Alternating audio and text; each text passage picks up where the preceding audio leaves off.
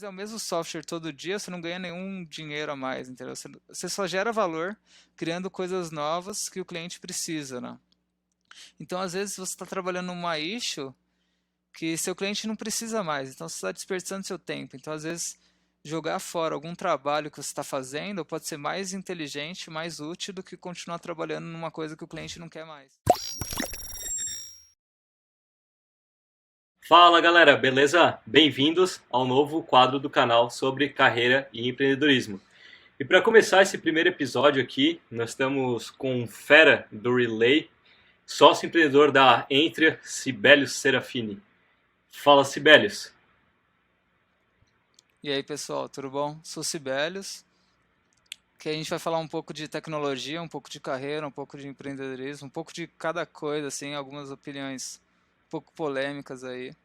Acho que vai ser bem divertido, Com né? certeza. E cara, para a gente começar, né? Às vezes muitas pessoas ainda não te conhecem. Então, quem que é o Sibelius? Contem pra gente. Beleza, vou contar um pouco, acho que da parte que começa a ficar interessante aí minha vida nessa parte de tecnologia. Eu aprendi a codar um pouco, assim, a programar desde pequeno, acho que sei lá, uns 12 anos, assim, quando eu comecei a brincar com jogos. Depois eu fiz alguns joguinhos, assim, com algumas linguagens simples, C++, essas coisas. Fiz um curso técnico também, então eu achava bem legal isso. A gente fez um labirinto, Visual Basic, já mexi com várias linguagens que a galera considera antiga, né, Pascal. Depois eu fui fazer faculdade, eu fiz USP, né, lá em São Carlos. Eu tive a oportunidade de fazer Ciências e Fronteiras, então foi bem legal, assim, tive a experiência de fazer umas coisas bem malucas, machine learning lá com a galera dos Estados Unidos. Na volta eu começo a fazer mestrado junto com a graduação, e aí o mestrado parecia legal, mas aí eu acabo passando num estágio de verão, numa startup aqui de São Paulo, na Pontutel.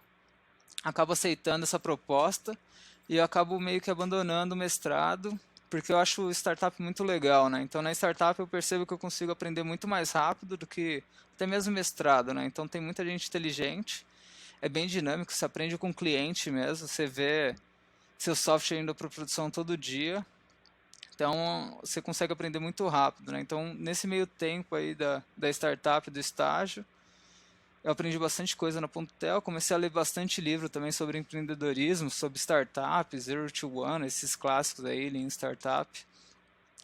E acabo querendo fazer alguma coisa mesmo para mim, assim, tentar montar uma startup. Aí eu até me juntei com um amigo meu, a gente ia tentar fazer alguma coisa de call center, a gente estava fazendo um chat app.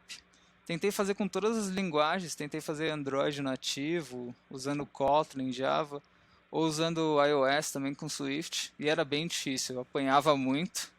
Falou, cara, não é possível que isso aqui é tão difícil fazer um chat simples assim, mobile. E aí eu conheço o React Native, e aí com o React Native é muito fácil. Acho que em 1, 2 dias eu já consigo fazer um chat. Eu vejo que aquilo lá é incrível, e eu falo, cara, esse daqui deve ser o futuro mesmo, que é muito fácil. Então eu acabo achando aquilo lá incrível, monto um meetup em São Paulo para tentar achar a galera que está trabalhando com essa coisa, com React Native ou com React em si. Acho uma galera bem legal. E a primeira pessoa que me mandou uma mensagem para mim foi o Rafael Turk, que é meu sócio na Entre agora. E a gente começa a trabalhar junto no Brain Lovers, que era um produto que ele estava fazendo, que era uma rede social de beleza, com machine learning. E aí começa a ficar bem legal, né? A gente trabalha nesse projeto por um tempo, acho que uns 6 meses, alguma coisa assim. Eu acabo largando o ponto tel para me juntar com ele para a gente fazer a Entria, né? Então a gente começa fazendo um software house, então a gente começa fazendo Brain Lovers, que a gente vê que é bem difícil de dar certo, é como se fosse um rap de beleza. Então a gente começa a fazer esse produto acaba ficando bem bonito, assim, chama bastante atenção. A gente começa a fazer alguns produtos para a Natura, então a gente faz alguns projetos lá, força de vendas, várias coisas legais. A gente acaba fazendo o app da Go também de clientes, que é um mega app super complexo. A gente tinha um mega time lá fazendo, eu acho que foi um dos mais complexos de React Native da época, assim, faz um tempo. E depois a gente começa a fazer nossos próprios produtos, que seria o Feedback House, que é uma plataforma de gestão de time, e aí depois a gente expande em outros produtos. Então a gente tem o Logid, que é uma plataforma de gestão de mesa, para quem vai voltar da pandemia aí com o escritório reduzido. Então você diz quando você volta e quando você não volta. E agora a gente está no nosso último produto que a gente está avançando bastante, a gente está para lançar ele aí para o público em geral, que é o OpenPix, que é gestão de Pix para as empresas. Então, Pix é genial, a gente acredita que vai mudar o Brasil e provavelmente o mundo tem copiado isso, vai lançar nos Estados Unidos e em outros países, pagamento instantâneo. Então, o OpenPix a gente acredita muito nesse produto e toda a inovação que a gente está trazendo nele, né? Então é o que a gente está mais avançando agora, que a gente está investindo mais tempo e dinheiro. Acho que esse daí é o básico aí da uma trajetória aí. Até tu falou a parte do Pix ali, né? Eu tava vendo hoje um podcast da Natália Arcuri e eu vejo muita gente falando, porque o Brasil é ruim, porque o Brasil não é legal de se viver. E muita gente fala o contrário, que o Brasil é um dos melhores países para se empreender. Justamente porque tem muito problema. Então, que nem tu falou, a gente, por exemplo, tinha muito problema com essa parte bancária, né? Era difícil pra gente essa parte bancária. E teve muita gente que foi lá e começou a resolver esse problema bancário. Então a gente saiu de um problema e muita gente começou a resolver. E isso é legal do Brasil, né? Da gente poder ter essas oportunidades porque a gente tem realmente muito problema para resolver. Um lugar onde tu tá saturado de... Cara, não tem nenhum problema que... Não tem o que tu tentar resolver ali, né? Vai tirar leite de pedra, não tem como, né? Então é muito legal ver essa parte do Pix ter surgido no Brasil, justamente por causa de uma necessidade que a gente tinha, né? Que era, por exemplo, fazer o envio de dinheiro até final de semana, enfim, qualquer horário, não dependendo daquele horário comercial, digamos assim, né? Isso é muito massa do Pix, né? Cara, só para eu entender, tu fez faculdade de ciência da computação? Sistemas? Isso, eu fiz ciência da computação. Eu não fiz engenharia porque eu prefiro muito mais software. Eu gosto muito mais de software do que de hardware. Mesmo que o hardware seja modelado em software hoje em dia, então a gente teve uma matéria lá que foi bem legal, que você criava o seu próprio hardware. Então, a faculdade da USP, lá o ICMC, ele dá uma base incrível, desde o básico mesmo, lógica digital, transistor, porta lógica, para você construir seu próprio processador. Então, nessa matéria, a gente cria nosso próprio processador, cria o assembly dele e ainda criava um jogo em cima do nosso assembly. Então, você passa por todas as etapas, né? Então, você vai lá do hardware, do baixo nível, você coda em VHDL, que é uma linguagem para você descrever o hardware. Você faz o seu assembly também, você cria um compilador para processar esse assembly e aí cria até um joguinho em cima disso. Então, você acaba conhecendo como tudo funciona mesmo, né? Então, você conhece bastante coisa do sistema operacional, você conhece como que funciona o shell, né? Como que você instancia um processo ou não, como que funciona o scheduling dos processos lá. Então, a faculdade acaba dando uma bela base de tudo, né? Tanto de algoritmos, tanto de estrutura de dados, bancos de dados, machine learning, é bem global, assim, computação gráfica, OpenGL, tem bastante Da hora. coisa. E, cara, quando foi para os Estados Unidos ali, pra que faculdade que tu foi lá, pra que universidade? Eu acabei ficando em duas universidades lá. Eu fiquei na University at Albany, que é em Albany, capital de Nova York. Muita gente não sabe, né? Mas Nova York não é a capital de Nova York. Então a gente estava bem próximo de Nova York, lá bem frio. E lá foi bem legal. Fiz umas matérias de machine learning, data mining com o professor que era para minerar o Twitter. E a gente também fez uma matéria de redes complexas, né? Então a ideia é pegar essas redes bem grandes, como se fosse o Facebook, e tentar analisar alguns padrões, né? Então deu para aprender bastante coisa lá. Com o que eles fazem, eles têm bem mais liberdade em escolher as matérias do que a gente aqui no Brasil, né? Aqui no Brasil é Nichado? muito estrito, né? Você tem que seguir a grade de ensino e isso acaba sendo ruim para a computação, que acaba movendo mais rápido do que a grade, Legal. né? E, cara, já encaixando a pergunta que o Felipe fez lá no Twitter, né? Quais foram as dificuldades que tu teve na tua carreira até agora, assim? Beleza. Não sei se eu tive muita dificuldade, assim, pra te falar a verdade. Acabou sendo muito natural, assim, como eu gostava muito de matemática. Acho que a matemática me ajudou bastante nesse processo. Eu sempre codei com facilidade, então não tive muito esse problema, assim, de dificuldade. Vim para São Paulo, aprendi bastante. Acho que não teve nada muito muito difícil, assim, dificuldade em si, né? Eu acho que teve muito aprendizado, né? Acho que o que aconteceu é que eu nunca, sei lá, tive medo de alguma coisa também. Eu sempre encarei todas as oportunidades, assim, mesmo que parecesse bem difícil, né? Então a gente tinha aqueles projetos gigantescos da Natura, o projeto da Gol gigante, e a gente acabou dando um jeito de resolver isso, né? Então todo problema que aparecia a gente dava um jeito de resolver, né? Entendi. Então a dificuldade eu acho que não teve nada. Tem bastante código legal que a gente criou, que a gente demorou, teve bastante coisa que a gente demorou bastante tempo, a galera tem muita pressa, né? Teve uns problemas também que a gente demorou, sei lá, 1 ano, 2 anos para resolver. Mas a gente vai resolvendo incrementalmente, vai melhorando um pouco, né? Então às vezes as pessoas, demorei uma semana para fazer uma coisa. E tipo, eu demorei 1 ano para implementar uma coisa que eu queria implementar. Tá no meu pipeline. Então, às vezes tem que ter paciência mesmo. Realmente. Eu vejo que hoje a gente tá muito nessa área de tipo, você tem que entregar, entendeu? Tipo, você tem que entregar isso daqui para amanhã, você tem que resolver esse problema para a semana que vem. Esse mundo cada vez mais acelerado, às vezes não nos possibilita resolver algo de forma com qualidade. Não sei se qualidade é a palavra certa, mas essa fome por cada vez estar entregando mais, às vezes pode nos trazer problema, né? O que acontece, boa parte das empresas, elas não têm um processo muito bom de prioridade, né? Então, normalmente ela tem o recurso para fazer o que ela precisa, só que ela não sabe priorizar muito bem. Ou às vezes ela está trabalhando numa coisa que não faz muito sentido mais, né? Então, quando você trabalha no software, você só gera valor quando você cria uma coisa nova, ou quando você cria alguma coisa nova que o cliente espera, né? Que o cliente precisa. Quando você tá no, se você vai analisar o processo de uma fábrica, ela ganha dinheiro toda vez que ela faz o mesmo lápis, né? Se você fizer o mesmo software todo dia, você não ganha nenhum dinheiro a mais, entendeu? Você só gera valor criando coisas novas que o cliente precisa, né? Então, às vezes, você está trabalhando numa issue que seu cliente não precisa mais, então você está desperdiçando seu tempo. Então, às vezes, jogar fora algum trabalho que você está fazendo pode ser mais inteligente, mais útil do que continuar trabalhando numa coisa que o cliente não quer mais. Porque o mundo é muito dinâmico, né? Então, por isso que a gente tem o Agile, o Scrum, para você planejar pouco. Não adianta você planejar 1 ano, porque você não sabe como que seu cliente vai estar daqui a 1 ano, né? Então, o ideal é você planejar para 1, 2 semanas no máximo e ir aprendendo com o feedback do cliente, ter essa coisa de release contínuo para o seu cliente ver o que você está fazendo, para você não ter surpresa no final, para você não construir alguma coisa que não faz sentido. Realmente, concordo.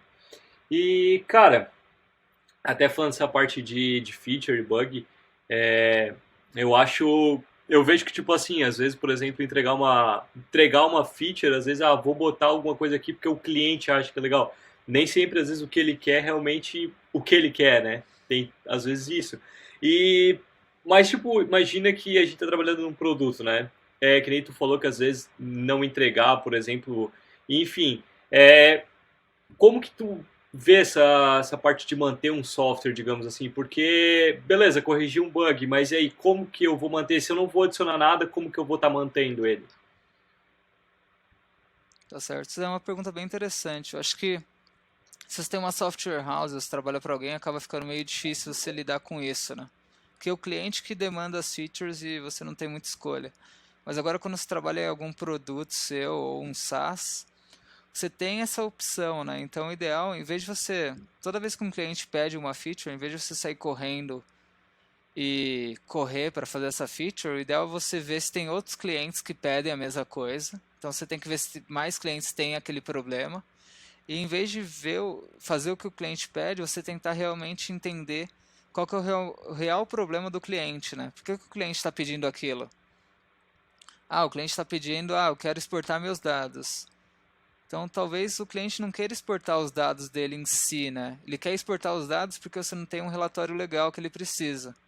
Então, talvez você sempre tentar voltar para o problema, né? Qual que é o problema que o cliente tem para ele estar te pedindo isso, né? Às vezes o cliente não sabe muito bem, então você tem que ajudar ele um pouco nessa parte. E até entender outros clientes também. Não adianta você fazer uma feature para um cliente e tornar totalmente mais complexo para os outros clientes, né? Então, às vezes, falar não para o cliente pode ser uma boa ideia ao longo prazo, né? Então, você tem que pensar qual que é a sua visão para o seu produto ao longo prazo e não deixar que o curto prazo te atrapalhe nisso. Mesmo que às vezes o curto prazo pareça mais legal, né? Deixa o cliente mais Com feliz, né? certeza. E, cara, já falando dessa parte de cliente e empreendedorismo, tu trabalhou na Top Cell, isso? Não, trabalhei na Ponto Tel, Pontotel, que era uma empresa de bater ponto para troquei o funcionário. nome. Faz parte. Tu veio então dos Estados Unidos e tu já foi trabalhar direto nessa empresa e aí tu conheceu o empreendedorismo ou teve algum intervalo no meio? Eu acho que já conhecia um pouco, já tinha lido um pouco, mas eu não tinha vivido isso, né? Eu acho que o que a parte mais legal de eu ter ido trabalhar numa startup é que o programa que eu fui trabalhar foi um programa bem incrível, que nem existe mais, uma pena, que é o Ninja Startup Job. Qual que era a ideia? Era trazer alguém, pegar alunos da universidade e trazer para trabalhar em alguma startup que está sendo acelerada, né? Então, eu fui o único cara da USP que foi selecionado, todo o resto era de Minas, porque era um programa de Minas, eu acabei caindo lá sem querer. E aí eu acabei vivendo o ambiente de startup mesmo, sendo acelerado. Então a gente estava na Wire, que era a aceleradora da Telefônica. Então tinha pitch com investidor, tinha happy hour, tinha bastante networking. A gente conversava não só com a minha startup, mas tinha várias startups lá. Então a gente tinha, sei lá, umas 20 startups no lugar. Então a gente, todo dia a gente estava conversando com todo mundo. O que que vocês estão fazendo? Como que está indo? Estão ganhando cliente? Estão perdendo cliente?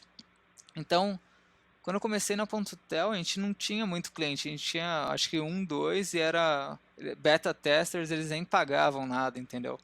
Então eu consegui ver o Pontotel indo do zero, praticamente do zero, né, pro um mesmo, né? Então eles conseguiram fazer o break-even, conseguiram os clientes suficientes para pagar todas as receitas, né, dar até lucro. Então foi bem legal, né? Como que a gente transforma a empresa do zero até o um, né? Como que você transforma ela numa coisa rentável, né? Então era um ambiente bem legal, assim. Então eu vi aquilo lá, eu achei bem incrível. Comecei a ler cada vez mais. E aí eu vi que eu precisava continuar trabalhando nisso, né? Que eu acho que é o lugar mais legal para você se trabalhar, né? Então você tem muita liberdade. Então como você tem muita liberdade, depende muito de você, né? Então startup é um lugar que você pode fazer a diferença, né?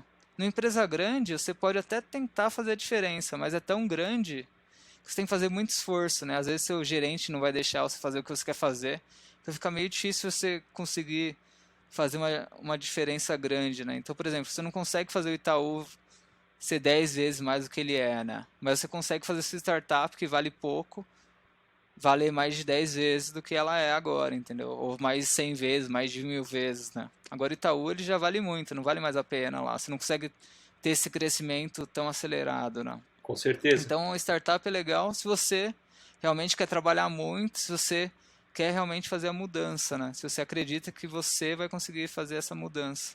Eu tenho até um amigo meu que ele fala que um barco grande é difícil de movimentar, né? Então, quanto maior for o barco, mais difícil de guiar, né? Traduz realmente o que tu falou, né? E aí, startup também é ideal para você aprender, né? Acho que uma coisa que a galera, não sei se a galera entende errado ou não, né? A galera foca muito hoje em especialidade, né? Ah, hoje eu quero saber o máximo possível de React, ou o máximo possível de alguma coisa. E a startup, ela meio que foca num conhecimento um pouco mais generalizado, né? Em vez de você, imagina que você tem uma busca num grafo, né? Em vez de você fazer uma busca em profundidade, que você aprender muito sobre poucas coisas, na startup exige que você aprenda muito, você aprenda pouco sobre muitas coisas, né? Então você tem um conhecimento de várias áreas, você aprende um pouco de vendas, um pouco de marketing, um pouco de lida com cliente, code base, você aprende back-end, front-end, app, porque tem poucas pessoas, né? Então você vai aprendendo sobre tudo. Então você aprende como criar uma empresa do zero mesmo. Então startup é o melhor lugar para você aprender É mesmo, né? o. Porque se você está numa empresa grande, praticamente tudo já está pronto lá. Então várias coisas essenciais de criar uma empresa do zero, você não vai aprender mais, né? Você meio que pulou essa fase, né? Você vai aprender um pouco de back-end, mas o front-end já está com outro time lá. Não tem muito espaço para você. Tem aquele famoso T-shape developer, né? Que fala que tu tem que saber muito de um pouco e. Como é que é? Tu tem que saber E ser especialista de alguma É, ele fala coisa, né? sobre, tipo, cara, você tem que saber muito, um pouco de muito e muito de um pouco, né? Então, ao invés de tu saber, por exemplo, só React, meu, vou saber muito React. Não, às vezes tu sabe um pouquinho de back-end, sabe um pouquinho de como criar uma interface, sabe um pouquinho de, sei lá, como criar um aplicativo, mas saiba muito de React, por exemplo, né? Então, por exemplo, se te mandarem fazer um back-end, meu, tu não vai saber fazer um back-end completo, mas aquele pouquinho, às vezes, que tu souber já ajuda muito, né? É isso. É, lá na Entra, todo mundo é full stack, né? Todo mundo tem que fazer um pouco de cada. E acaba sendo legal, e acaba que a gente move mais rápido, né? Porque o cara que faz o back-end é o cara que faz o front-end e faz o app. Porque ele é a melhor pessoa para fazer isso, né? Ele acabou de fazer o back-end, então ele sabe como que o front-end vai Uhum. consumir, né? Então você acaba tendo menos comunicação, né? E aí às vezes você pode estar cansado de back-end, faz um pouco de front-end, e aí acaba não cansando mesmo.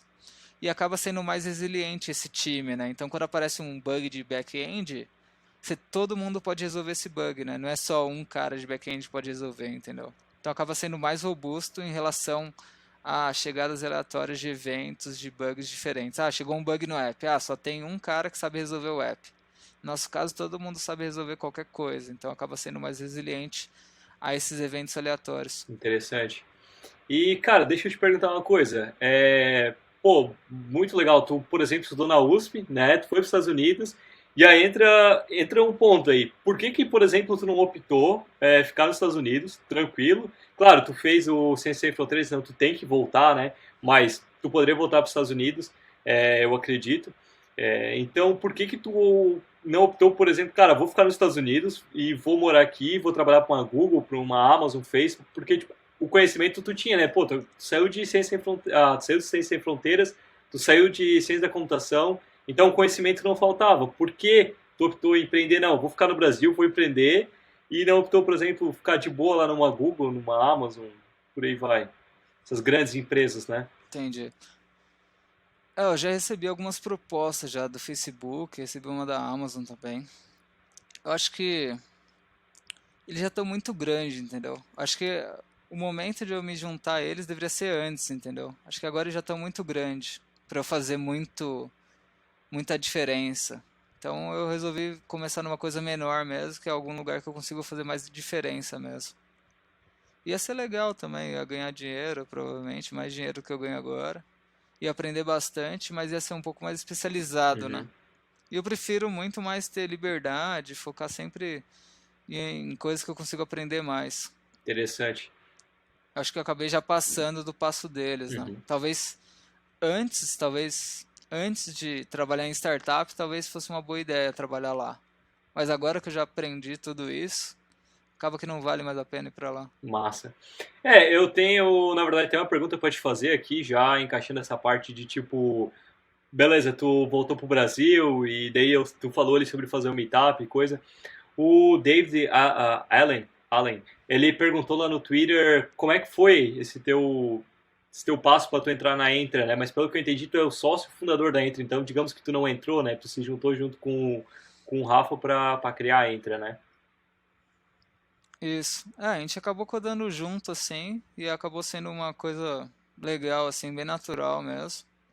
E aí a gente acabou resolvendo fazer isso, né? Então acabou dando certo essa parceria, que a gente está até hoje, né? Faz bastante tempo, acho, 4, 5 anos. Então foi mais assim, né? Foi mais acabando sendo na sorte mesmo. A gente acabou tendo o mesmo interesse, né, naquela época. Quando a gente começou em 2016, eu acho, o Meetup, o React não era tão popular, Não. né? Já tinha uma galera que gostava de React, mas eu, por exemplo, eu não sabia muita coisa de React. Eu nem estava muito interessado em React, para falar a verdade. Eu estava mais interessado no React Native, né? Parecia uma coisa incrível mesmo, que eu desenvolvia nativo Android. Então acabou sendo uma coisa meio natural mesmo. E aí o Meetup foi crescendo também, né? Então a gente começou com, sei lá, 5 pessoas numa, acho que no Direct Talk aqui em São Paulo, e agora já tem mais de 15 mil pessoas no Slack. Então acabou crescendo bastante, assim, ao longo do tempo. Teve as conferências também, então teve bastante coisa legal aí. O ano passado teve online, né? Vamos ver se esse ano, acho que está bem difícil, mas poderia ser legal se fosse presencial de novo, né? Presencial é legal para conhecer todo mundo, conversar com todo mundo aí da comunidade. Com certeza. Eu na verdade, eu conheci esses eventos presenciais e coisa em 2019. Eu até então nunca tinha ido num evento presencial. Eu fui no Front em Floripa. E, cara, eu digo pra todo mundo assim, vai, tá ligado? Porque, tipo, cara, eu tava receoso, assim, sabe? Eu vou pra um lugar onde eu não conheço ninguém, eu fui sozinho, tá ligado? Eu fui totalmente, assim, aleatório. E eu pensei, cara, eu vou pra um lugar onde eu não conheço ninguém, sabe? O que que eu vou fazer lá? Como é que faz? O que que eu falo? O que que eu não falo? Devo falar uma coisa? E, cara, foi a melhor experiência que eu tive, sabe? Pô, eu pude conversar com gente do Nubank, o Mário Souto, que trabalha hoje na Lura, né, no Nubank. Eu pude conversar com gente que eu jamais imaginei que eu ia conversar, tipo, pessoalmente. Eu conversei, tipo, eu tava almoçando com um cara, tipo, o cara chegou na verdade e falou, posso almoçar contigo? Eu falei, pode. Ué, tipo, cara, eu tô aqui, eu almocei. Aí comecei a trocar uma ideia com o cara, tá ligado? E eu descobri que o cara é, tipo, ele é o, digamos, quem trouxe o Flutter pro Brasil, digamos assim. Ele tem um livro sobre Flutter, o nome dele é Rubens. E ele tem até um livro sobre Flutter, e enfim, cara, o bicho, tipo, meu, é muito. Ele é muito, divulga muito o Flutter, sabe? Então, tipo, cara, eu fui pra um evento sem a mínima ideia de como conversar, e eu almocei com o cara que, tipo, tá querendo trazer muito Flutter pro Brasil e ser influente do Flutter no Brasil, sabe? Então, tipo, cara, isso é coisa que não acontece todo dia, sabe? Teve até uma história engraçada, porque eu uso muito LinkedIn, né? E eu adicionei um cara no LinkedIn, e nessa mesma mesa o cara pegou e sentou. Aí eu comecei a conversar com ele também, conversando com o Rubens, conversando com esse cara. Eu olhei pra ele e falei, cara, tu não é estranho pra mim, parece que eu te conheço. Aí fui conversando com ele, foi o cara que eu adicionei no LinkedIn um dia antes, cara. Tipo, eu fiquei, como assim? Tipo, eu te adicionei no LinkedIn antes e tu tava mostrando comigo? Tipo, cara, não é uma coisa muito comum, sabe? E foi muito legal, cara. Tipo, sabe aquele evento que, tipo assim, tu desconecta do teu mundo, sabe? Tu sai do teu mundo, assim, tipo, tu tá em outro mundo, assim, tu vê um monte de coisa massa, um monte de É, tecnologia. você acaba Sim, esquecendo, né? É, um dia inteiro que você acaba meio esquecendo do resto do mundo aí. É bem sim, é legal muito mesmo. Tem massa. bastante gente legal, né? Sempre tem gente legal. Sim, é muito massa. A comunidade é bem legal, Uhum. né? Cara, eu recomendo pra todo mundo, assim, eu me arrependo hoje de não ter ido antes, tá ligado? Mas eu fico muito feliz que eu fui naquela vez, ele parece que era pra ir, sabe? Então, hoje eu tenho muitas experiências boas por causa disso, sabe?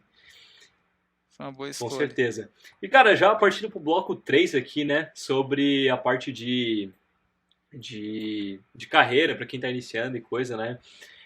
Qual conselho que tu daria pra quem tá iniciando hoje como dev? Beleza. Acho que vou dar alguns conselhos que a galera não gosta muito, pode ser meio polêmico. Acho que o primeiro conselho é você tem que codar muito, assim. Muito. Muito mesmo. Sei lá, umas 10 horas por dia. Pode parecer muito. Mas se você gosta mesmo, acho que vai ser legal. Tem que trabalhar em problemas difíceis também, então você sempre tem que fazer coisa mais difícil do que você está acostumado. Igual ir na academia, né? Você tem que pegar mais peso para pegar mais peso, não tem muito jeito. Tem aquele livro Outliers, né? Você precisa de 10 mil horas De boa? de prática, né? Para você conseguir ser bom em alguma coisa. Então, foco muito no começo, você tem que praticar muito, né? Então, às vezes, curso parece legal, você assiste, parece estar aprendendo, mas o jeito que você aprende mesmo, igual andar de bicicleta, você tem que andar de bicicleta. Então, você tem que codar muito. Então, acho que uma coisa que eu tenho recomendado para bastante gente, que eu dou algumas mentorias, tenta fazer um CRUD, que é uma coisa que parece extremamente simples, né? Que é o Create, Read, Update, Delete, que é o CRUD, né? Básico. Você cria, atualiza, delete algum item qualquer. Tenta fazer um full stack. Qual que é a ideia de você fazer full stack, né? Então você faz desde a modelagem do banco de dados até expor numa API REST ou GraphQL e até consumir num front React usando o fetch, usando o relay, usando alguma coisa assim. Qual que é a ideia disso? Para você ter uma noção global da aplicação, né? Então, você quer criar um app do zero, quer criar alguma coisa do zero. Então, se você conseguir fazer isso, você vai conseguir trabalhar provavelmente em qualquer empresa. Boa parte das empresas fala, você vai fazer coisa super difícil, na verdade, você vai chegar lá vai ter um CRUD. Porque tem muita coisa que é CRUD mesmo, né? Não tem como você fugir disso ainda. A gente tem o low code, no code, que acabam facilitando um pouco isso, mas você ainda tem muita coisa que é meio básica, né? Que é o CRUD básico. Então, se você fizer o CRUD, que você está no começo, e aí pode virar um mega portfólio legal. Eu tenho um que eu fiz, que é um Relay Workshop, que tem uma mini rede social, né? Full stack. Acaba sendo um belo portfólio, a galera gosta bastante. É um mini Facebook, né? Então, acho que quem está começando agora tem que praticar muito. Eu acho que essa ideia de não ir direto pro React é meio equivocado. Eu acho que você tem que ir um pouco de tudo. Você vai aprendendo baseado na necessidade. Ah, eu quero fazer um front-end. Tá, você pode até tentar fazer com HTML, JS puro, mas acaba sendo mais difícil que o React. O React acaba sendo um pouco mais fácil, usando o Create React App. Ah, eu preciso fazer um back-end, então vai lá e estuda um pouco de Express e Koa. Acho que o ideal é você aprender mais baseado na sua necessidade, né? Então, se você trabalhar em em problemas difíceis, tudo que você vai querer aprender, você vai acabar aprendendo na marra, porque você vai aparecer isso para você em algum momento, né? Então, por exemplo, a gente tinha um problema na Entry que a gente queria duplicar uma coleção de dados. Então a gente tem um model lá, esse model está linkado com N models, que forma um grafo, e aí você tem que duplicar esse grafo. Então, nesse momento você tem que entender um pouco de algoritmos de grafos para você conseguir duplicar esse grafo, né? Então você tem que voltar lá na literatura, vai estudar um pouco de grafo e aprende a usar isso de novo. Ah, tem que aprender, eu quero fazer uma modificação de código usando ST, né, que é uma coisa que a galera não usa muito, que é Abstract Syntax Tree. Quero fazer um code mode, eu quero manipular o código, refatorar o código de um jeito mais robusto. Então você vai lá e estuda isso também. Então uma coisa que a gente faz na Entra, que não sei se é muito comum em todas as empresas, a gente usa um pouco do tempo do nosso dia para estudar essas coisas, né? Então a gente tem diversas issues que são complicadas e a gente tem que estudar mesmo. A gente tem que ir no GitHub, ler código do GitHub, a galera não lê código no GitHub. Lê o código, pesquisa por código do GitHub. Provavelmente alguém já resolveu o problema que você quer. Então tem muito código no GitHub, tem muita coisa no open source. Então você quer praticar? Faz tudo em público, pergunta tudo em público se tiver uma dúvida. Coloca todos os seus códigos em públicos, dá watch em todos os repositórios que você acha legal, que você quer usar. Começa a tentar resolver alguma issue de algum desses repositórios open source. Faz por request. O open source é o melhor lugar para você praticar, né? Então você faz um pull request, o cara vai te revisar isso depois de um tempo, falando se seu código está legal ou não. Se o código não estiver legal, legal, você aprendeu que não está legal. Então você aprendeu alguma coisa e vai melhorar o código. Se estiver legal, beleza, você está no caminho certo. Acho que esse feedback de pull request acaba ajudando bastante. Acho que uma coisa que também ajuda muito é você entrar num time que tem essa coisa de mentoria, que tem essa coisa de revisar o código um do outro, que a galera conversa, discute, né? Se você entrar num time sozinho, você está no começo, você é o único dev, sério, você não vai progredir, né? Você precisa de no mínimo dois devs, assim, para você discutir um com o outro, né? Então, se está muito no começo, você precisa de alguém para te puxar para cima, né? Acho que a galera meio que, sei lá, vou aceitar esse trabalho, vai me pagar R$ 500 a mais. Aí você chega lá, um monte de código ruim, você não tem mentoria, você não tem nada, você está meio jogado ali do lado. Ou pior, né? Você não tem nada para fazer. Parece zoeira, né? Mas tem várias empresas, já conheci bastante gente estágio. O cara passa, sei lá, 6 meses, um ano, tem que ler um livro. Os caras não deixam ele tocar no código, ninguém dá nada para ele. Sério, você tem que sair desse lugar. Você está ganhando dinheiro, mas você está perdendo seu tempo, que é a coisa mais valiosa que você tem. Tem muito emprego ruim, né, no Brasil ainda. É porque tem muitas empresas também que acham que a tecnologia ela não é um meio, ela é um fim, né? Então tem muita coisa prioridade Ah, e tem, não prioriza o que realmente é importante, né? tem várias empresas que não entenderam que toda empresa agora é de tecnologia, né? Acho que as empresas dos Estados Unidos já aprenderam bastante com isso, né? As empresas que não forem de tecnologia provavelmente vão sair do mercado. Se não investe em tecnologia, se não acha que isso é crítico para sua empresa, isso vai começar a te impactar cada vez mais. Vai aparecer um concorrente seu que realmente leva a sério a tecnologia e provavelmente tem chance de te passar. Porque a tecnologia ela E escala, né? O custo da tecnologia ela é diferente, né? com certeza. E já que tu tocou nessa parte dos Estados Unidos, qual que foi a tua principal. O que, que tu achou diferente? Tipo, lá nos Estados Unidos eles fazem isso, que aqui no Brasil eles não fazem. Meu, se vocês fizessem seria da hora. Tipo, tem alguma coisa que tu viu lá que tu gostaria que tivesse aqui, digamos assim? Em nível. Os Estados Unidos é bem legal, assim. Nem. Quando eu fui pra lá, eu não tinha muita noção sobre como era os Estados Unidos em si. Só tinha visto por filme, é bem parecido com os filmes, até o ônibus amarelo lá da escola. Uma coisa que é diferente lá nos Estados Unidos na faculdade é que eles têm bem menos matérias do que a gente. Lá eles têm umas 4 matérias por semestre, no máximo. Aqui no Brasil você tem umas 7, 8, surreal. Você vive na sala de aula, né? Então lá você tem muito mais projeto do que aqui, lá é muito mais solto. Você, cara, lá uma coisa que eles fazem é assim, você tem que ler tais páginas antes da aula. E aí você chega lá e você discute aquele conteúdo, não é uma coisa da cultura do Brasil, né? No Brasil, a gente vai discutir essas coisas na aula, ninguém lê nada antes, né? Então lá nos Estados Unidos a galera se prepara antes disso. Acho que isso, Entendi. não sei, de vida, assim, de cultura, não sei, as coisas são mais baratas lá, né? Mac, por exemplo, MacBook é bem mais barato, coisas da Apple, que deveria ser mais barato aqui no Brasil, né? Sei Infelizmente lá, é. para mim o MacBook é o melhor notebook que existe para ser um dev, então se você é um dev, é o melhor investimento que você pode fazer. O M1 agora acabou sendo até mais barato, né? Então se você é dev aí, junta uma grana, sei que é difícil no começo, mas um MacBook realmente pode mudar a sua vida como dev, deixando você muito mais produtivo, né? É uma coisa que você vai passar o dia inteiro nele. Então, seu computador tem que ser rápido, né? Então, seu computador tem que ser rápido, sua IDE tem que ser rápida, você tem que saber usar os atalhos de teclado. Você tem que ser bem produtivo, né? Você tem que ver onde você perde tempo e otimizar esse tempo. Então, tudo que... Uma coisa que a gente faz diferente na Intel, a gente automatiza tudo. Então, tudo que a gente perdia tempo, a gente tenta deixar mais rápido, tenta otimizar.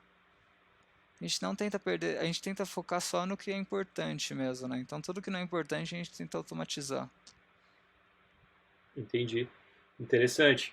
Eu perdi a conexão ali contigo de vídeo, mas o áudio continuou, então tá tudo certo. Eu acho que deve ter caído por causa da conexão, não sei. Mas agora voltou, então tá tudo certo. E, cara, pra quem já é desenvolvedor, por exemplo, codei muito, tá ligado? Codei demais, fiz tudo isso que tu falou. Cara, tô com uma ideia muito louca aqui, acordei de manhã querendo fazer um novo Facebook, alguma coisa assim, o cara virar empreendedor. O que que o Sibélio diz pra quem quer virar empreendedor? Beleza. Acho que é bem difícil, acaba sendo, é uma coisa bem difícil mesmo. Acho que você tentar fazer sozinho acaba sendo bem difícil. Acho que o ideal é tentar ver se você acha algum sócio, né, legal, que tenha o mesmo ritmo que você, né? E antes de fechar a parceria com o sócio, tentar namorar com ele um pouco antes, né? Sei lá, fica trabalhando com ele uns 6 meses, vez que vocês se aturam entre si. Tem bastante conteúdo hoje em dia, então tem aqueles livros clássicos lá. O Y Combinator tem bastante material sobre isso. Tem aquele do Peter Thiel lá, o Zero to One, Lean Startup. Acho que vale a pena você começar lendo isso.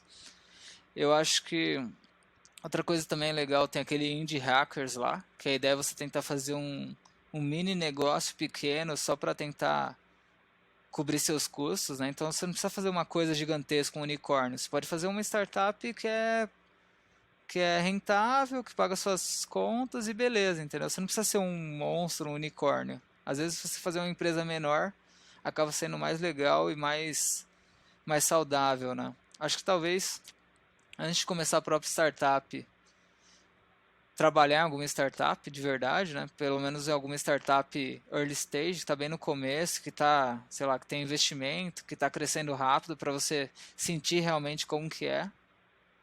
Porque aí você aprende com o dinheiro dos outros, né? Você não aprende com o seu dinheiro, né? Acho que isso é uma boa ideia, aprender com o dinheiro dos outros.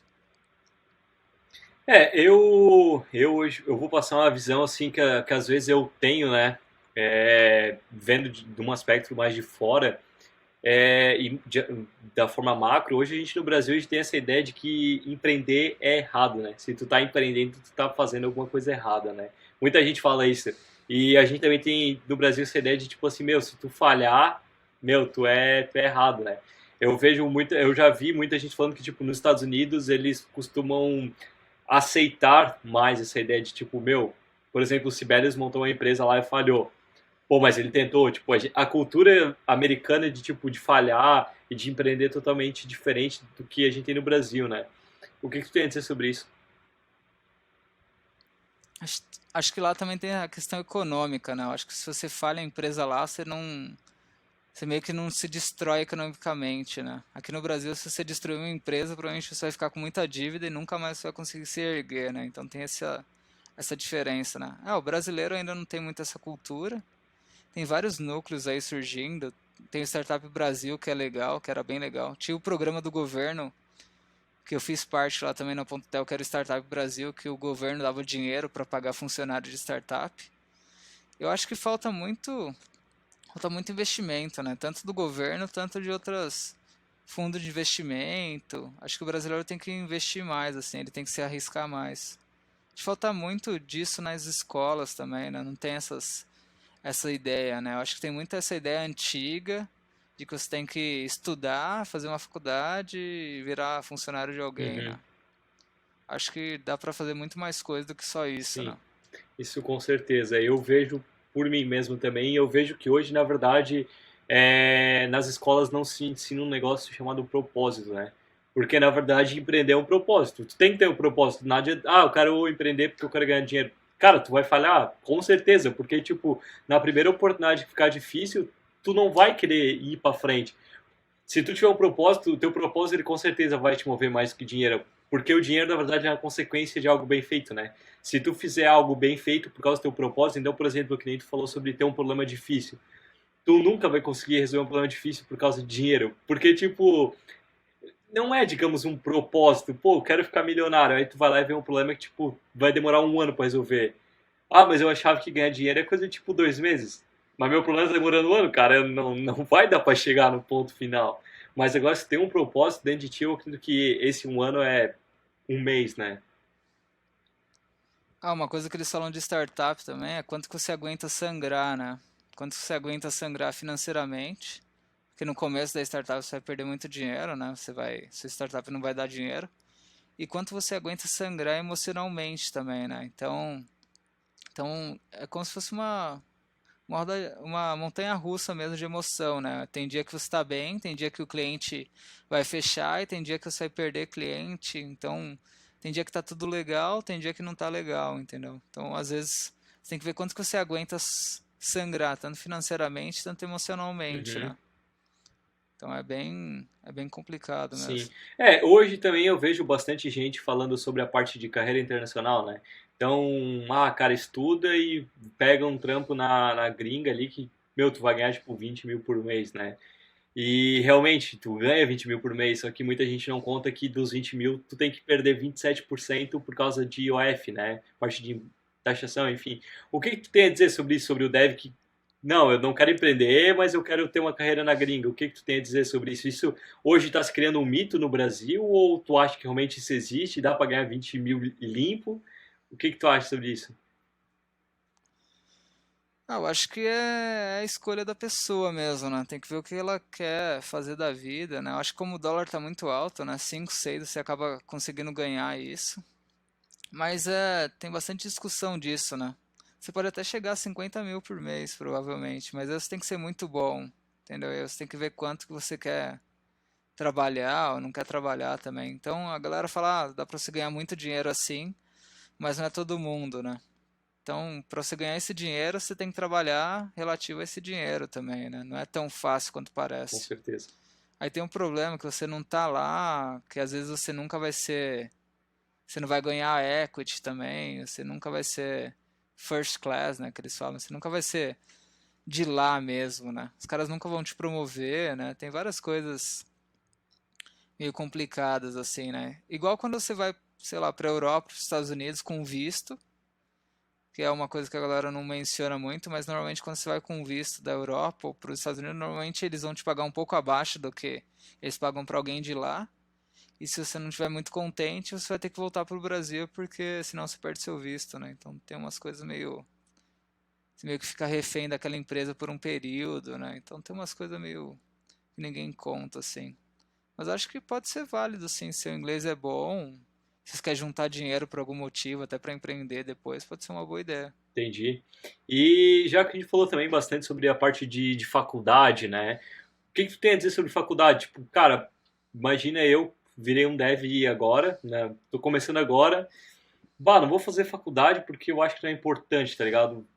Prefiro pegar um curso ali ou pegar tudo no YouTube. E o que que tu tem a dizer sobre isso? Tu acha que faculdade é importante, não é? Ah, a faculdade tem algumas coisas legais também. Uma coisa legal é networking, para você conhecer bastante gente inteligente. Tem bastante gente inteligente lá, tanto professores, tanto alunos. acho que ela te dá bastante base, assim, acaba sendo meio lenta. Se você conseguir aprender sozinho, pode ser uma boa estratégia. Normalmente quem fala que você pode largar a faculdade é quem já se provou que é bom. Então acaba sendo, cara, você já tem um emprego, já está ganhando bem, está indo bem, consegue aprender sozinho. Talvez você não precisa mais de faculdade, você já passou dessa fase. Às vezes quem é mais pobre, quem não teve muita chance antes, né? Eu acho que a faculdade pode ajudar, porque acaba sendo um bom, uma boa coisa no diploma, né? Então pode ajudar no primeiro emprego. E se você quer ir para fora, para outro país, você meio que precisa da faculdade para conseguir um visto mais fácil.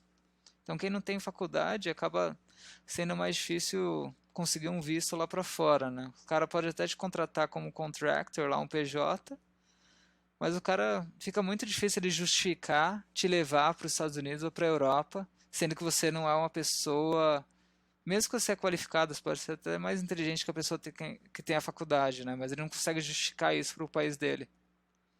Então, se quer ir embora do Brasil, acho que a faculdade acaba ajudando nesse ponto. Se você for preso também, né? Você tem uma sala especial. Até na verdade eu já vi empresas pedindo, tipo, cara, se tu não tem faculdade de ciência da computação ou engenharia, alguma coisa assim, no mínimo 7 anos de experiência codando, né? Tipo, trabalhando profissionalmente. Então, aqui no Brasil ainda a gente não dá tanto valor, digamos assim, né? Mas lá nos Estados Unidos eu vejo, por exemplo, na Europa também, empresas que elas meio que cobram bastante isso, né? Eu acho que está meio que reduzindo. Cada vez mais eu acho que eles levam menos a sério a faculdade. Porque acho que lá nos Estados Unidos tem esse problema que é muito caro a faculdade, né? Sim, Que o preço das faculdades aumentou muito porque o governo sempre paga a mensalidade do aluno, então isso acaba meio que gerando um problema econômico que a faculdade vai sempre aumentar o valor dela porque o governo sempre vai bancar esse valor, entendeu? Então por isso que ficou muito caro lá. Que é um problema que teve aqui no Brasil também com a FIES, né? Que financia os estudantes, parece incrível esse programa. Só que o que acontece? A FIES dá o estudante entra na faculdade, o governo dá o dinheiro para a faculdade, e se o aluno forma ou não, tanto faz. E aí depois o aluno tem que pagar tem que pagar esse valor, mesmo se ele formou ou não, né? Então acaba sendo, tem essa simetria. Quem acaba se dando bem nisso é a faculdade, né? O aluno que era para ser beneficiado acaba, se ele não se formar, por algum motivo, ele acaba se ferrando, né? sim. Então tem várias outras maneiras um pouco mais rápidas, mais inteligentes, pelo menos na computação, de entrar no mercado de trabalho e ganhar dinheiro, né? Então lá nos Estados Unidos é bem famoso o Lambda School, eles têm aquele programa que eles chamam de ISA, né? Que é o Income Sharing Agreements, que você estuda de graça lá. E aí você começa a pagar o curso deles só depois que você ganhar tal valor de dinheiro. Então é um jeito legal de garantir que a pessoa vai sair de lá já formada e ganhando algum dinheiro legal. E aqui no Brasil tem a Provi, que é de um amigo meu que estudou comigo, o Mário, que ele financia bootcamps e financia MacBook, e financia toda essa parte estudantil. Acho que financia médicos também, que estão em residência. Então ele dá dinheiro para quem? Para quem vai ganhar dinheiro no futuro. Essa é a tese dele, né? Então ele financia a galera que vai fazer bootcamp, vai conseguir ganhar um dinheiro legal para conseguir pagar essa dívida depois, né? Então ele financia quem quer estudar, quem quer mudar de vida, né? Então tem vários outros jeitos de você conseguir, talvez até mais barato e mais rápido que ir para a faculdade, né? Se você não tem essa possibilidade. Uhum. Até tu falou desse caso da Provi, né? Tá aí um exemplo do que eu falei antes. Esse cara tem um propósito, tu acabou de falar o propósito dele, né? Que é muito maior do que apenas ganhar dinheiro, né? Isso. Ele sempre quis fazer alguma coisa com o estudante, né? E aí ele acabou achando uma coisa legal, que ele ajuda quem precisa e ainda acaba conseguindo ganhar dinheiro. Então, às vezes você consegue fazer isso, entendeu? Você consegue fazer uma coisa legal e dar dinheiro, né? Você não precisa destruir o meio ambiente, você não precisa matar alguém, né? Você consegue fazer alguma coisa legal, né? O Pix é bem legal. Ele tira o dinheiro dos bancos, que era a galera do mal, né? Que pegava o dinheiro TED, DOC, ganhava muito dinheiro sem fazer nenhum esforço, e devolve o dinheiro para quem realmente está gerando valor, né? Que é o cara, que é o comerciante que deveria ficar com esse dinheiro, não o Visa, Mastercard, nem o banco, né? Descentralização, né? Então é bem legal. Isso. O Pix ele tira os middlemans, né? Tira a maquininha de cartão, tira a Visa, Mastercard. Fica bem mais barato, fica bem Esses dias legal. eu tive que usar o Pix, cara, no sábado de manhã, cara. Eu nunca tinha usado. Tipo, eu peguei, eu transferi, aí eu olhei no outro celular, já tava, tipo, caiu lá. Eu fiquei, tipo, como assim um negócio tão rápido, sabe? E, tipo, eu fico muito feliz que essa tecnologia daqui é nossa, tipo, sabe? Tá aqui dentro. E que nem a gente conversou durante esse tempo, né? Sobre a questão de problemas e coisa, e tu pode ver que a Provi nasceu de um problema que a gente tem no Brasil, entendeu? Então tu junta um país que tem muito problema e um propósito e tu tem um negócio viável, né? Isso é muito legal. Não é uma fórmula, mas às vezes é uma ideia de se conseguir tirar algo do papel, né? A ideia é você sempre começar pelo problema, né? Se você tentar pela solução, acaba Com dando errado. Você certeza. tem que ver, sempre entender qual que é o problema, né? E aí tentar resolver isso. Se você resolve um grande problema, você acaba ganhando muito dinheiro com isso, porque você gera muito valor para o mundo, né? E você acaba gerando muito mais valor do que você consegue capturar, né? Então, se pensar Bill Gates, Steve Jobs, a Apple, eles geram muito mais valor do que eles conseguem capturar, né? Mas tudo Isso é bem, verdade. é isso. E, cara, entrando no nosso bloco 4 aqui sobre perguntas, veio lá do Twitter também. Aqui eu misturei Twitter e Instagram. Eu tenho o Instagram também do canal. Então, se tu não segue, segue lá, dogcode.dev. O João Marins, lá no Twitter, né, ele perguntou pra ti, por que tu optou seguir pela indústria e não pela carreira acadêmica? Porque tu foi pra parte do mestrado, né, e daí tu pegou e mudou, né? Foi direto para uma startup, né? E por que tu optou não seguir uma carreira acadêmica? Quando eu comecei meu estágio na startup, eu acabei percebendo que eu aprenderia muito mais rápido na startup do que na área acadêmica, né? Tem até um artigo bem polêmico lá no Hacker News que o cara postou, né? Que ele faz pesquisa, só que ele faz pesquisa de um jeito privado, né? Ele tem a empresa dele, que gera o dinheiro para ele, e ele faz a pesquisa do jeito dele, né? Então ele acaba discutindo que o melhor jeito de fazer pesquisa não é na área pública, né? É na área privada, por incrível que pareça. Porque na área pública, você tem que sempre ficar gerando aqueles artigos que mostram algum resultado que talvez pode ser relevante ou não, né? Mas você sempre está correndo atrás da próxima bolsa, então você está sempre gerando artigo e não quer dizer que aquilo seja o melhor para você no longo prazo, né? Eles até falam, né, que o Einstein não ia ter nenhum artigo aprovado, né? Porque ele não estava muito preocupado com isso. Estava preocupado em resolver alguma coisa incrível a longo prazo, né? Então, às vezes, se eu trabalhasse na área acadêmica, eu teria muito uma visão mais de curto prazo, né? E tinha outro problema também, que eu já tinha percebido que o financiamento da pesquisa tinha diminuído muito, assim. Na época que eu voltei do Brasil, já estava diminuindo muito depois do Ciências e Fronteiras. Então eu percebi que já não tinha mais dinheiro lá, né? E aí, sem dinheiro, você não consegue fazer pesquisa. Isso é bem claro. Eu viajei 2 vezes, que eu tive 2 papers aceitos quando eu estava na graduação. Eu viajei uma vez para a França, fiquei 7 dias lá apresentando um paper. E eu viajei uma para Polônia também, que eu fiquei 7 dias apresentando um paper lá, que eu tive 2 papers aceitos Sobre o internacionalmente. quê? Quando eu voltei era mais interface Human Computer Interaction, era interface humana-computador, era uma interface que a gente estava desenvolvendo adaptativa para idosos.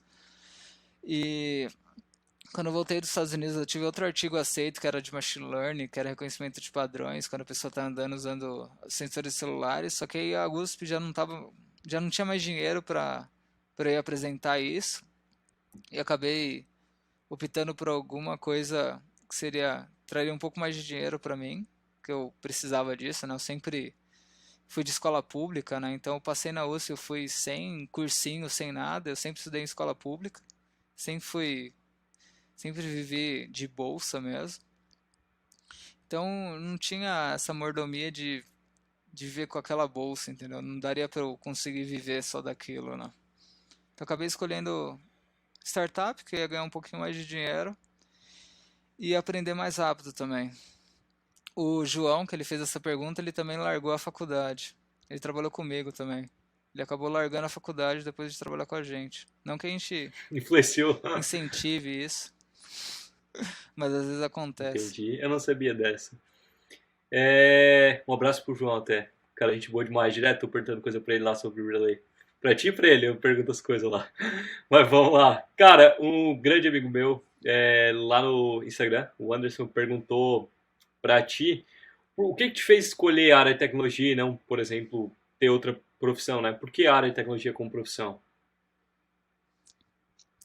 Acho que eu sempre gostei de matemática, né? E a matemática acho que estava bem próximo disso, né? De computação. E eu achei bem legal da computação que você consegue criar as coisas meio que do zero, né? Out of nothing.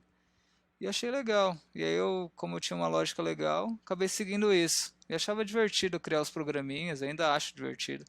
Ainda crio bastante open source, estou sempre fazendo algumas coisas diferentes. Fiz um demo de Server Components lá do React. Eu gosto de ir a fundo nas coisas, entender. Eu sempre fui curioso em relação a tudo, né? Meu objetivo em si é aprender o máximo de conhecimento possível sobre qualquer coisa. Então, computação é só um dos temas que eu acabo lendo bastante. Massa, muito massa. E continuando, tem uma pergunta do Carlos lá no Twitter. Ele perguntou quais foram as bases fundamentais para ti lá no início da carreira que te fizeram tornar o desenvolvedor que tu é hoje. Eu acho que você começa com matemática, né? Depois você tem o raciocínio lógico, que é bem próximo da matemática, né? Que a matemática ajuda isso, lógica. Acho que algoritmos é legal, simples. Tem estrutura de dados, né? Que são os clássicos lá, lista ligada, algumas árvores assim. Mesmo que você não use muito, né? Pode te ajudar em algumas soluções. Compiladores, que a gente usa bastante ST e Code Modes aqui. Eu acho que é isso. Acho que não tem muitas coisas, né? Acho que é poucas coisas. Acho que a ideia é de você conseguir aprender, de você ir a fundo no problema mesmo, entender por que aquilo não está funcionando, por que está funcionando. Acho que uma coisa que a galera também não faz muito, fora da área acadêmica, é que eles chamam de revisão sistêmica, literária, né? Então, quando você está fazendo uma pesquisa, antes de eu fazer qualquer pesquisa, eu tenho que pesquisar toda a biografia de tudo que já foi feito antes, né? Acho que é uma coisa que a galera não faz aqui fora da universidade, né, da academia. Então, eu quero pesquisar sobre, sei lá, quero pesquisar um package de React. Ah, como que eu faço o gráfico no React? Então, antes de eu pegar o primeiro package que aparecer e já sair codando com ele, o ideal seria você pegar todos os packages, os mais relevantes, e comparar entre eles, ver qual que é o melhor para o seu caso de uso, né? Acho que isso é uma coisa que a galera não faz muito. Então, por exemplo, a gente tem que implementar um ledger aqui, que é parecido com Bitcoin, né? Um ledger ele garante que você não perca dinheiro nem que gere dinheiro. Então, antes da gente implementar um ledger, sei lá, eu já li uns 100 artigos de ledger antes de começar a implementar, né? Então, a gente tem muito mais trabalho pesquisando qual que é o melhor jeito de fazer isso. É um processo meio contínuo, a gente já está uns 6 meses pesquisando isso. Então, é um processo que acaba demorando um pouco. Acho que tem que ter meio essa paciência de você estudar essas coisas. E uma coisa também que é legal de você fazer é tentar misturar as coisas que você está estudando. Estuda um pouco de Ledger, estuda um pouco de React, estuda um pouco de backend, um pouco das outras coisas. Que acho que é até uma das dicas que aquele livro Make Stick explica, né? Que é ideal, você tem que dar um tempo para você relembrar as coisas, para você memorizar, né? Então, eu aprendi um pouco de Ledger, aprendi um pouco de Server Components e vou meio que intercalando, como se fosse o time slicing do React, né? Então, você vai intercalando as coisas que você está aprendendo, os livros que você está lendo, para você conseguir acabar memorizando mais entre eles. Você tem que esquecer um pouco para você conseguir lembrar melhor, lembrar mais de longo prazo. Massa.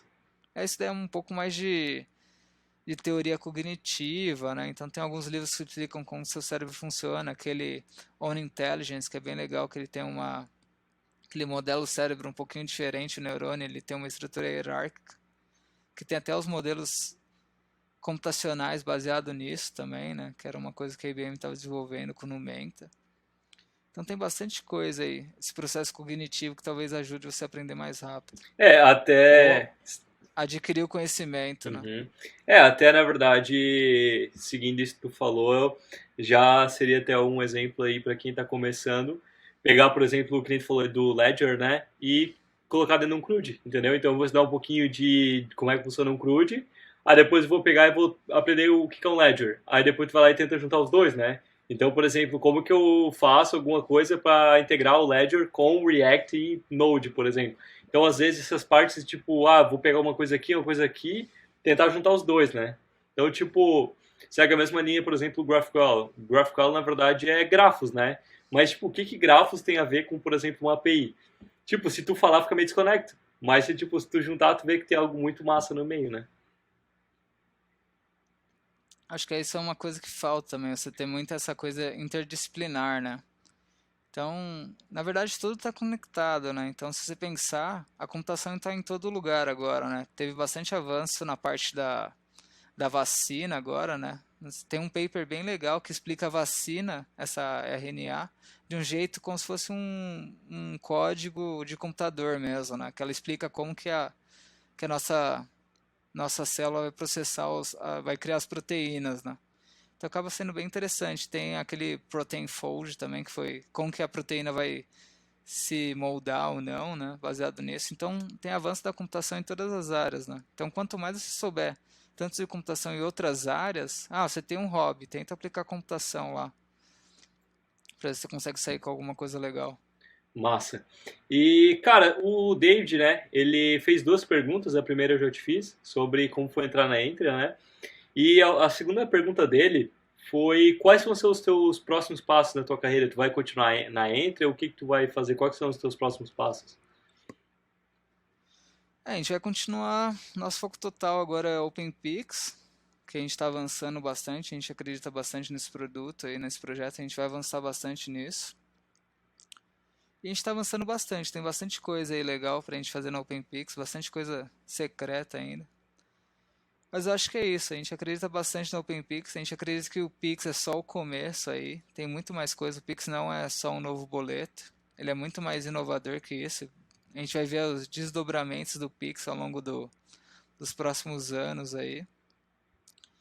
Ele é como se fosse a nova internet, né? Então ninguém sabe realmente como que ele vai ser usado. Teve vários casos malucos aí, tipo Teve. Tinder, né? Ou a galera mandando Pix pra pedir desculpa, mandando SMS, mandando anúncio. Então tem bastante coisa nova aí para ser explorada. Então provavelmente a gente vai focar muito nisso aí, sempre focando em tecnologias novas, sempre adquirindo coisas novas técnicas se possíveis. Então hoje o nosso stack é sempre GraphQL Relay, né?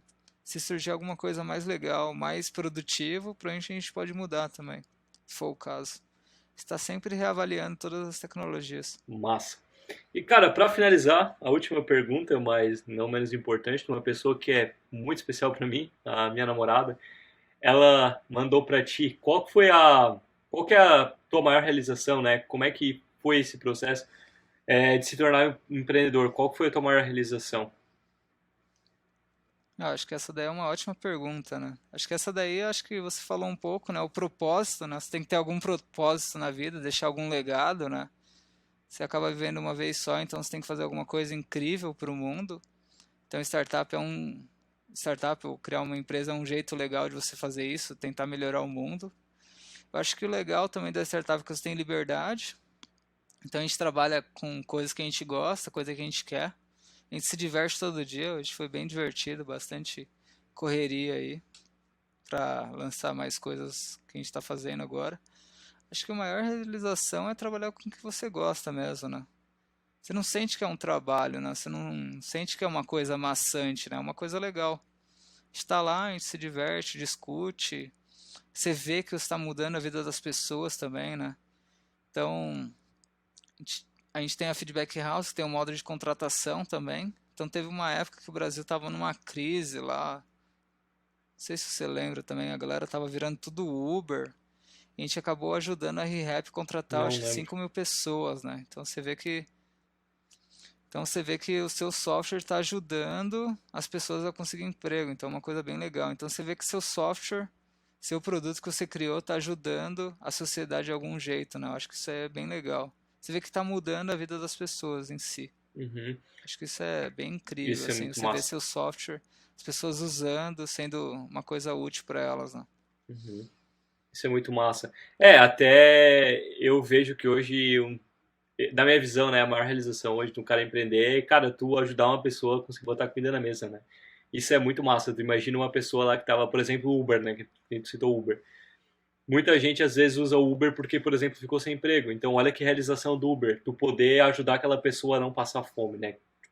Que não tem propósito melhor do que esse, tá ligado? Então, tipo, é um pouco uma sementinha que o Uber tá plantando no mundo ali pra deixar o mundo melhor, né?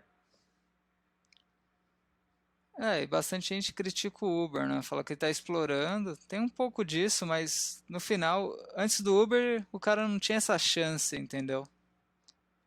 Ele tá meio que gerando mais jeitos, né? Então você acaba meio que um novo negócio acaba gerando novos negócios, né? Imagina quantas startups, quantas coisas criaram em cima do Facebook, em cima do Uber, em cima do Instagram, em cima dessas plataformas, né? Massa. Então você acaba meio que gerando mais coisa, né? Mais negócios, mais oportunidade, né? Imagina a Apple Store, por exemplo. Quanta gente fez apps e atingiu muita gente, né? Com certeza. Foi genial, Com né? certeza. Isso sem dúvida, né? Mas, cara, então era isso. Era basicamente isso que eu gostaria de ter conversado contigo. Te agradeço por ter aceitado o convite, né? Eu acredito que foi muito massa esse papo que a gente pôde ter aqui. E eu espero que a gente possa trazer mais coisas junto. Quem sabe uma talk de relay ou alguma coisa do tipo, React Native, enfim, a gente pode estar conversando. É, a gente pode tentar também, né? Ah, o Relay tem bastante coisa legal aí. O Relay Hooks ainda tá bem experimental, é bem. Acaba sendo bem difícil você conseguir fazer sozinho, né? Tem workshop que ajuda. Mas o que a gente gosta muito do Relay é que ele é. Depois que você aprende os conceitos, você consegue usar ele bem, assim. O começo é bem É, difícil, mas depois fica fácil. É o que a gente tenta procurar, né? Então, a gente quer coisas. Pode ser difícil no começo, mas quando vai escalando seu code base vai ficar maior e tem que ficar mais fácil, né? Então o Relay acaba ajudando a gente a escalar bastante. Tem sempre escolhe alguma coisa que ajuda a gente a escalar bastante mais pra frente, né? Então às vezes você pensa muito em short term. No começo do projeto, tudo é fácil, né? Seu código é pequeno, você não tem muito escalar. O problema é quando o seu código já está muito grande, né? Então você tem que começar a escolher coisas que te facilitem a vida, né? E o Relay acaba facilitando a nossa vida, assim. Fica com bem certeza. fácil. Mas então tá, cara. Para esse primeiro episódio era isso. E a gente provavelmente vai se ver de novo aí em talvez algum workshop sobre relay, alguma coisa assim. Quem quiser entrar em contato comigo, pode mandar no Slack do React Brasil. Acho que é legal entrar lá, tem bastante gente. Pode mandar no Twitter também, quem quiser mentoria, quem quiser ajuda em alguma coisa aí, open source, carreira, qualquer coisa aí. Só mandar mensagem aí.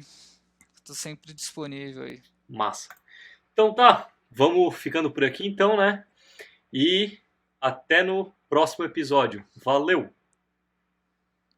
Valeu!